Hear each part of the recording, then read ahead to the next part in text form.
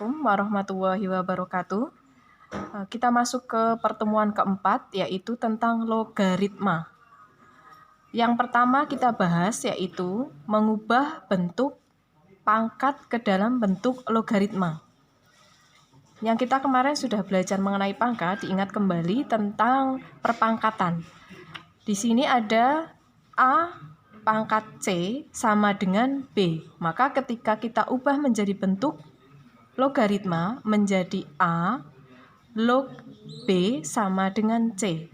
A kita tulis di bagian atas, log hasilnya dari pangkat kita tulis B di sini sama dengan C pangkat di sini kita tulis menjadi hasil dari logaritmanya. Contohnya saja, contoh cara menulis dalam bentuk logaritma. 2 pangkat 3 sama dengan 8. Maka kita dapat menulis ke dalam bentuk logaritmanya menjadi 2 log 2, A itu 2, sini A log B, A itu 2, 2 log B. B-nya di sini 8. Maka 2 log 8 sama dengan C. C-nya di sini pangkatnya 3. Maka 2 log 8 sama dengan 3.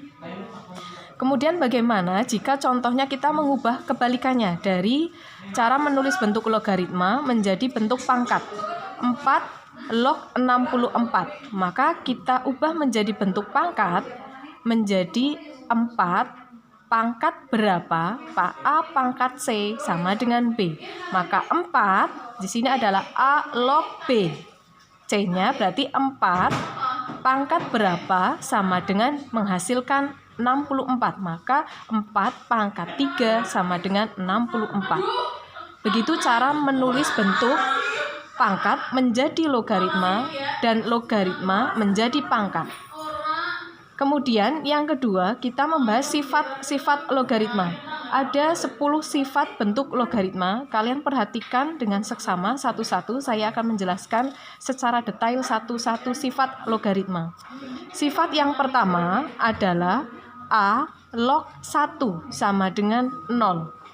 Contohnya 3 log 1 itu hasilnya 0. Berapapun logaritma 1 sama dengan 0. 5 log 1 sama dengan 0. 10 log 1 sama dengan 0. Jadi A log 1 sama dengan 0. Itu sifat yang pertama tentang logaritma. Sifat yang kedua adalah A log A sama dengan 1. Contohnya 2 log 2 sama dengan 1. 3 log 3 sama dengan 1. Jadi ketika A log A dengan angka yang sama, 2 log 2, 3 log 3, 4 log 4, hasilnya sama dengan 1. Kemudian sifat yang ketiga, A log B pangkat M, di sini ada pangkat, sama dengan, maka pangkat ini kita bawa ke depan menjadi M A log B.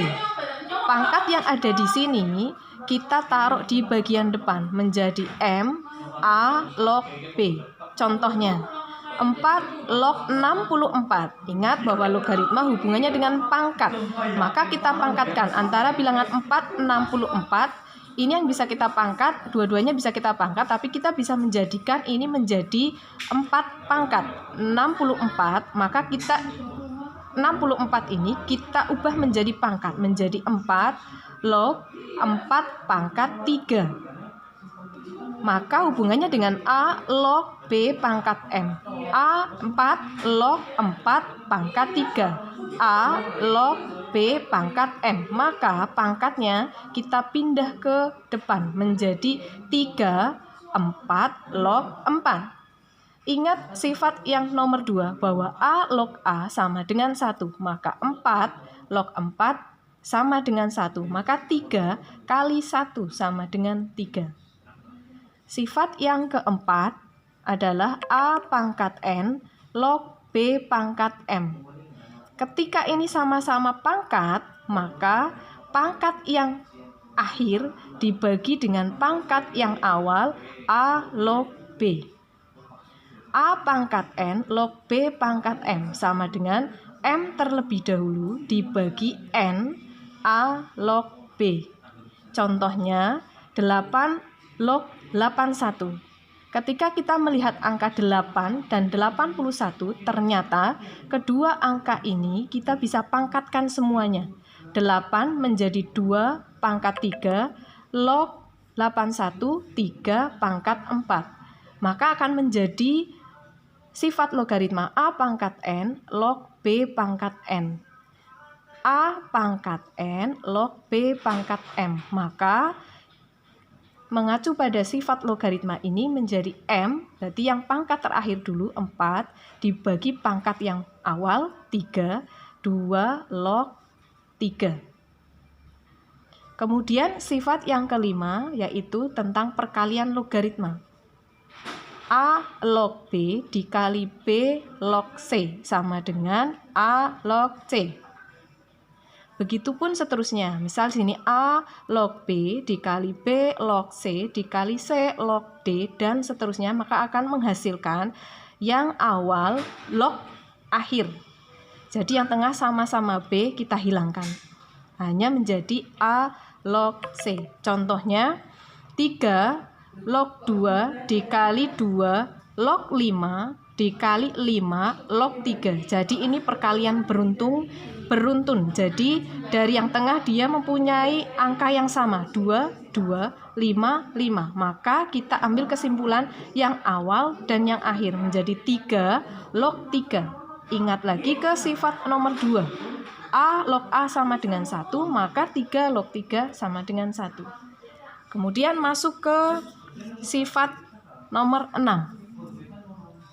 A log B sama dengan C log B dibagi C log A. Jadi kita bisa ubah ini menjadi pecahan. Bentuk pecahannya adalah B-nya kita taruh di posisi atas, A-nya kita taruh di posisi bawah menjadi C log B sama dengan C log A.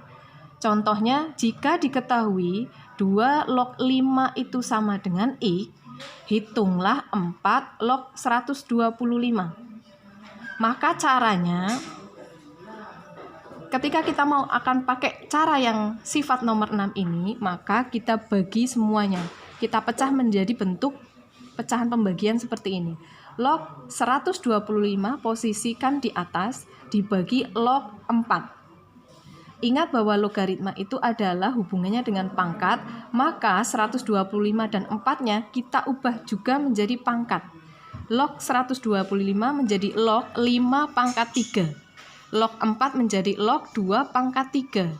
Ingat lagi tentang sifat logaritma pangkat, yaitu sifat nomor 3, bahwa A log B pangkat M akan menjadi M A log B.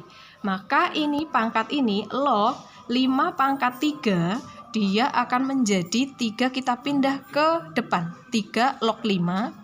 Log 2 pangkat 2, pangkatnya kita ubah ke depan menjadi 2 log 2. Kemudian kita kumpulkan menjadi 1, bilangannya 3 dibagi 2, log 5, sisa log 5 dibagi log 2. Ingat lagi ke sini. Log B dibagi log A menghasilkan A log B. A yang di bawah kita jadikan di atas, log B yang di atas kita jadikan di akhir. Maka ini sama posisinya, log 5 dibagi log 2 menjadi 2 log 5. Dilihat lagi soalnya bahwa 2 log 5 sama dengan X. Maka 3/2, 3 log 5-nya X, 3/2 X. Begitu. Kemudian untuk sifat nomor 7 tentang perkalian logaritma, A log B kali C. Maka ketika dijabarkan menjadi A log B ditambah perkalian menjadi penjumlahan A log C.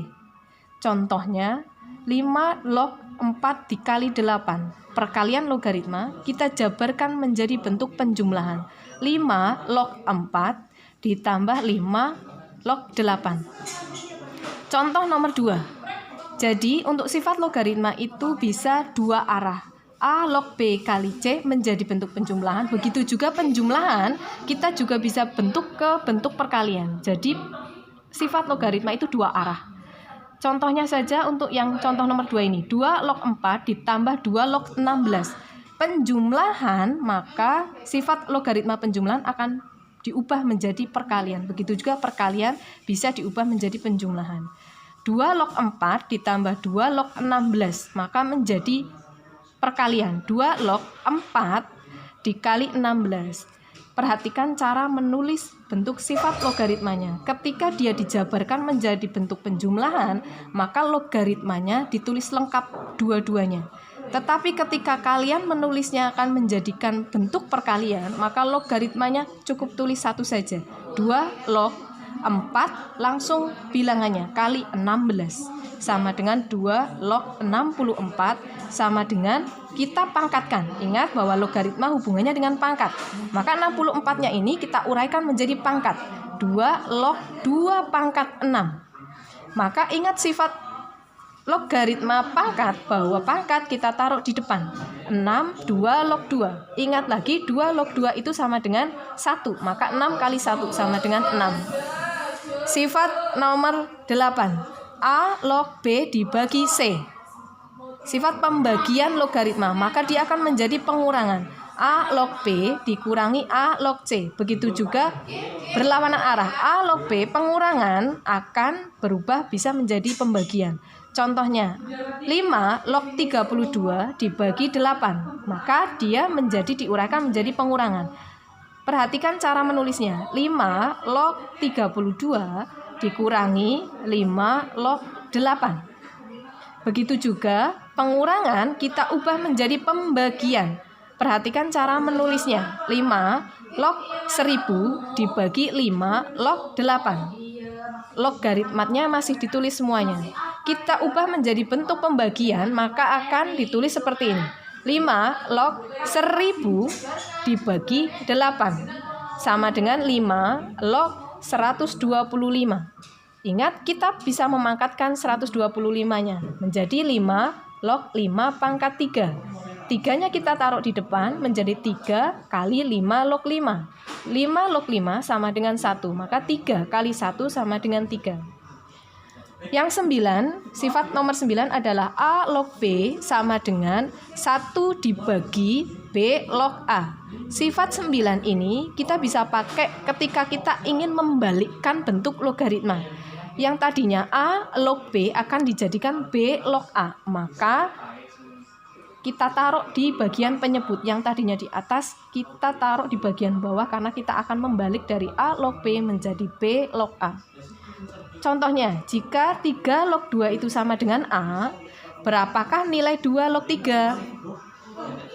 Ini dilihat soalnya dibalik angkanya. Dari 3 log 2, yang ditanyakan adalah 2 log 3. Maka kita jadikan 1 per 3 log 2. Menjadi sama dengan 1 dibagi 3 log 2 itu sama dengan A menjadi 1 dibagi A.